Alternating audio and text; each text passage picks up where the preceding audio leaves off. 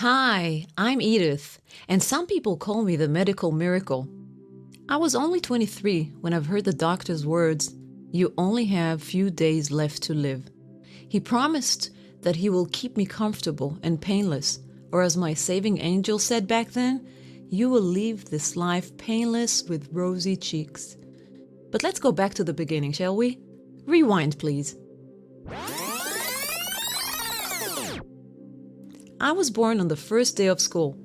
Actually, my mom used to say it was right when the bell rang to go into class that I came into this world. Celebrating my childhood birthdays at school, I did sometimes get the feeling that I might have been born with a school bag on my back. I was always curious, and till today, I am passionate about knowledge and learning new things. So learning at school throughout my childhood was a fantastic experience for me. I was a busy and ambitious teenager, and I didn't realize my home was about to break to pieces. My dad was very ill, and I probably didn't want to deal with it. My superhero strong dad was all of a sudden old, fragile, weak, and absolutely terrified. I was too horrified to watch him in this state and kept myself busy and my mind occupied with everything other than his soon-coming death from cancer. After a few short months, my father died after a short and painful battle which he has lost to carcinoma cancer. Unluckily for me, I was the one to answer the phone call from the hospital that December morning. They were looking for my mom, who was on the way home from hospital after a long night. My instinct instantly told me something was wrong, but my brain refused to accept it. All I could say was, "I'm soon coming to the hospital. Tell my father." When the lady replied, "He's gone." All I could think of was, gone? Gone where? That was Destiny's first knock on my door. But I was too young, too angry and stubborn to pick up any messages. I kept studying, writing, went to university, and took an evening administrative job in a high-tech company. But when we ignored Destiny's whispers, those become shouts. One night, Destiny knocked again, even more forcefully this time. I was 23 and was not feeling well that winter. I had what later was found to be classic symptoms of non-Hodgkin lymphoma cancer. Constant low fever, lost weight, and had horrible chest pains and night sweats. At first, I thought it was nothing, but eventually I decided to see the doctor. My GP's diagnosis was exams anxiety, and hearing it, I laughed aloud, saying, "No way, I was born on the first day of school, you know." I got rid of the prescription on my way out of the clinic and went back to my routine, but deep down, I knew something was wrong. Something was very wrong. It didn't take long for me to find out what it was. Few days after, I woke up at 3 a.m. with a complete catastrophe. I was gasping for air, and the pain in my chest felt like the scene in Alien with Sigourney Weaver when the alien was tearing people's chest to come out. It's the only way I could describe the pain.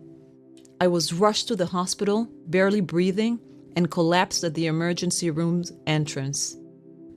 1 hour later, a doctor came in with my X-ray results.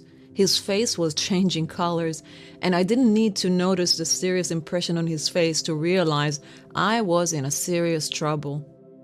Few moments later, I have learned for the first time what vena cava syndrome was, an obstruction of the blood vessel which carries blood into the heart. At least 80% of the cases are caused by compression of the vena cava by malignant tumors, mostly by non-Hodgkin's lymphoma. Survival rate was devastating. Only 1% survived this syndrome. To make things worse, I had another emergency condition, a deviation of the trachea.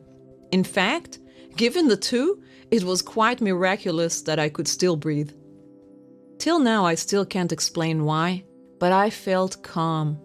I finally was getting clues of what was wrong with me, and thank God it wasn't exam anxiety. The next morning, I was still alive.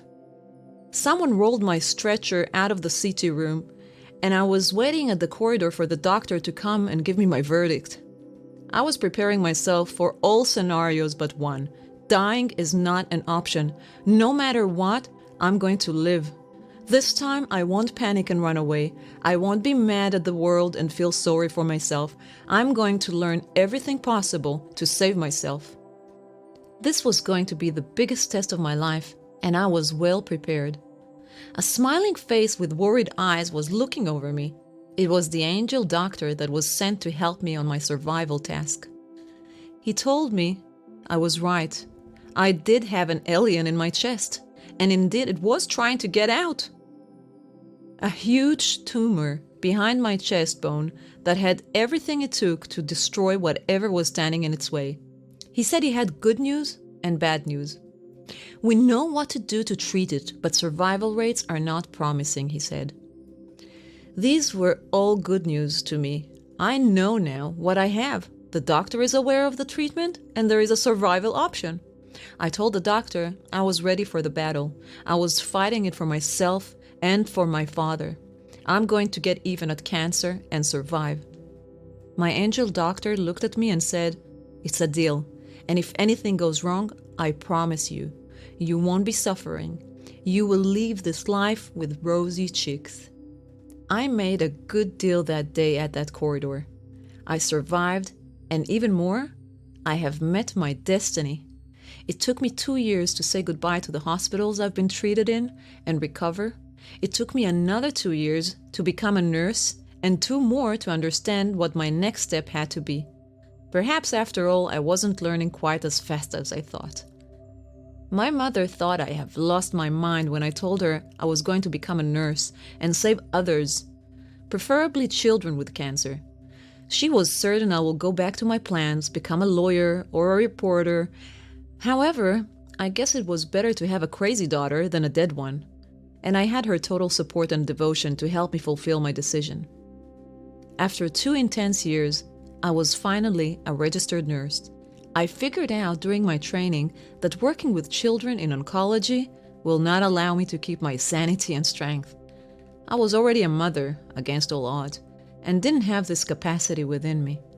My immune system was also challenged by the treatments I have gone through, and so I have found myself at cardiology intensive care unit at the same hospital I was diagnosed in a few years back.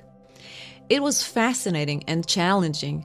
The nurses were all experienced and well-trained. They knew about my past in the hospital and felt embarrassed to criticize my work as a fresh nurse. One day, my supervising nurse gave me a long look and said, "I think you are in the right neighborhood, but not in the right house." I was devastated. I heard that sentence in my head again and again. She is right, I thought. My DNA was not designed for this. I am in the right neighborhood, but what was the right house? At that time, telemedicine started to evolve, and I was enchanted. This could be a perfect place for me. This was the future. Quick diagnosis was my main advantage. I could still save lives, and I wouldn't have to challenge my immune system in a hospital setting. Bingo, we have a winner. I have started working for a telemedicine company, and it was fascinating. Just imagine having a person with medical issues sitting at home, broadcasting over the phone the ECG or blood pressure data, and telling me about his or her symptoms. 30 seconds to make a decision, boom, move on to the next call. This was a glimpse to the future, an epiphany of how medical device and digital computing technology can transform our lives and our world. This was the right house for me. More than 20 years passed, during which I was and still am involved in international business development of medical device in numerous fields. I have watched the development, transformation, and evolution of healthcare and medical fields, and I am proud to humbly say I did manage to contribute to saving lives around the world, and my mission goes on still.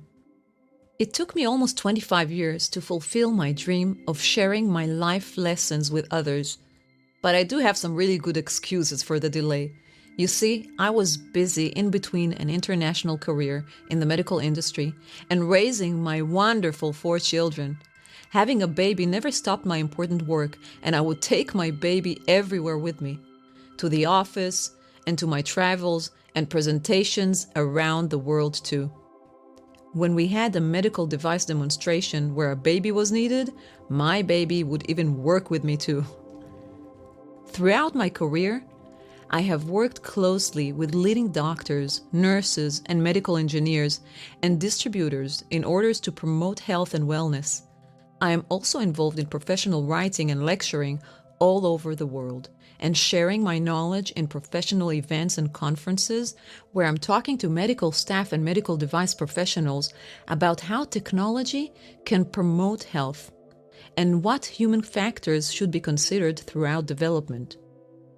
I have also founded an international group of nurses called Nurses Lead Technology, which is aiming to promote clinical knowledge, creativity, and innovation in the medical device space. So I can tell you with great confidence, I know the medical and healthcare industries inside out in so many countries of the world. We have a great industry. But hey, let's admit it. It is an industry, and the health services are biased with financial interest. And that is not a criticism, it's a fact. Our health systems are great, and they can do a lot, but they need resources to function, and we see how difficult that may be. Another thing that I have learned is that our medicine practices are usually addressing symptoms, not the root cause of the problem. This is something that is strongly instilled in the health system and is still far from the desired and necessary change. So why am I telling you all this? Let me explain. You know, our generation is going through a global pandemic none of us has experienced.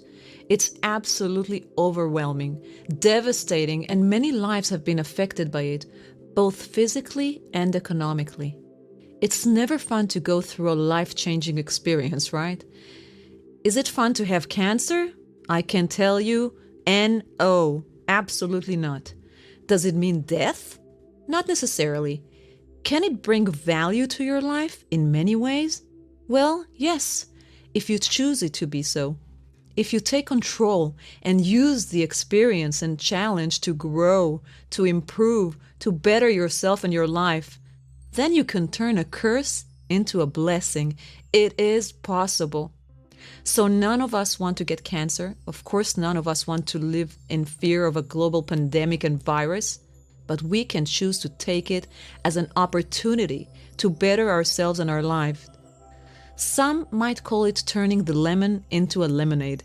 And if you are one of these really clever people who can draw conclusions using other people's experience, then you won't wait for something unpleasant to push you towards action. We can decide not to stay helpless in an uncertain future, but to act to improve our health, strengthen our body and our mind, improve our well-being. This is my mission and message, and I am now helping as many people as possible to gain this approach and to take ownership and responsibility over their health. So now I am a medical miracle who is also a health promoter. In my online health masterclasses, I am approaching people all over the world, making knowledge more accessible and equipping them with a drive to better their health and well-being.